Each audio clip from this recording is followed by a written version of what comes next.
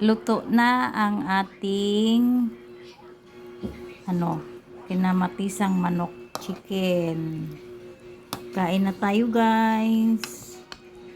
Sarap nito.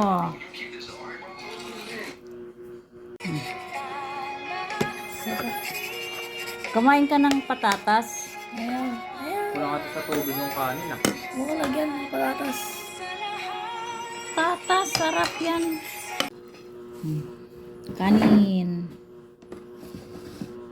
Ampalaya. Chicken na tawag nito. Chicken na kinamatisan. Okay, sarap. Kain tayo, guys. Beo. Ayan. Wait lang.